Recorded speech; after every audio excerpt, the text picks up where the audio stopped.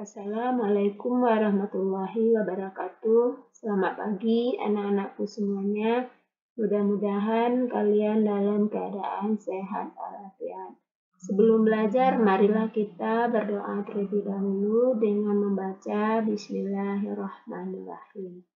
Pada kesempatan hari ini kita akan melanjutkan pelajaran minggu kemarin, yaitu yang D-nya Kedudukan dan Fungsi Undang-Undang Dasar Negara Republik Indonesia tahun 1945. 1. Undang-Undang Dasar 1945 merupakan hukum dasar tertulis. Di samping itu masih ada hukum dasar yang tidak tertulis, yaitu konvensi. Kedudukan Undang Dasar tahun 1945 itu sebagai norma hukum. 1. Undang-undang bersifat mengikat terhadap pemerintah, setiap lembaga negara, masyarakat, setiap warga negara Republik Indonesia, dan penduduk di Republik Indonesia. 2. Itu berisi norma sebagai dasar dan garis besar hukum dalam penyelenggaraan negara harus dilaksanakan dan ditaati. B. Itu sebagai hukum dasar. 1. Undang-Undang Dasar merupakan sumber hukum tertulis atau tertinggi.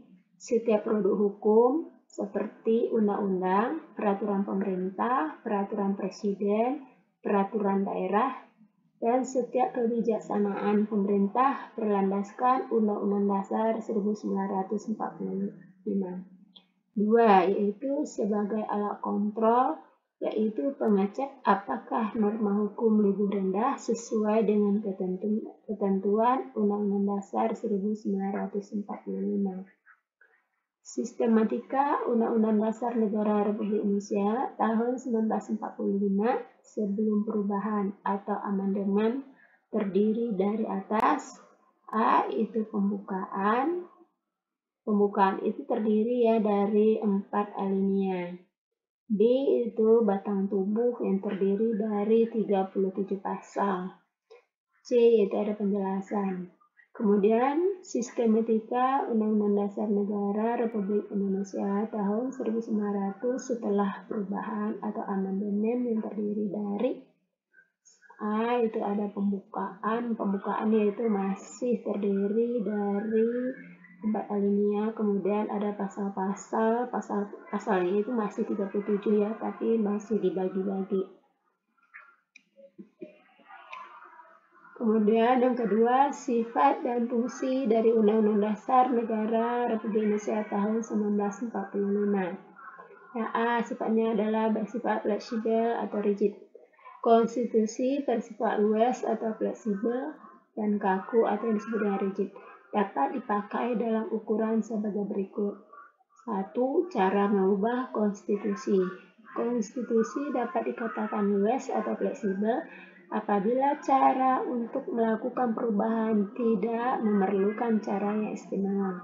Cukup dilakukan oleh badan pembuat undang-undang biasa. Contoh negara yang mempunyai konstitusi yang luas ini adalah Selandia Baru dan Inggris. Sebaliknya, konstitusi yang kaku atau rigid menetapkan syarat perubahan dengan cara-cara istimewa. Misalnya perubahan itu harus disetujui oleh kedua perwakilannya. Contoh negara yang mempunyai konstitusi yang rigid adalah Amerika Serikat, Australia, Kanada, dan Swiss. 2. Konstitusi itu mudah atau tidak mengikuti perkembangan zaman. Jika konstitusi itu mudah mengikuti perkembangan zaman, maka konstitusi itu bersifat fleksibel. Sebaliknya, jika konstitusi itu tidak mudah mengikuti perkembangan zaman, maka konstitusi itu bersifat kaku atau rigid. Yang B, itu bersifat tertulis dan tidak tertulis.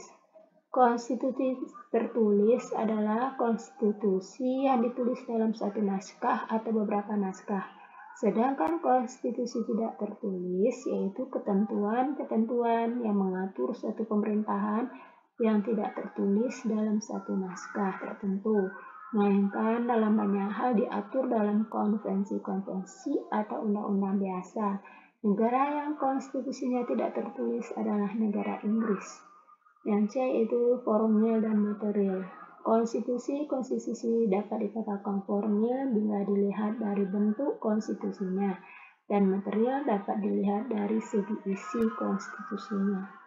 Hanya itu yang dapat Ibu sampaikan pada kesempatan ini. Mudah-mudahan kalian bisa mengerti, dan Ibu sudahi dengan Assalamualaikum warahmatullahi wabarakatuh.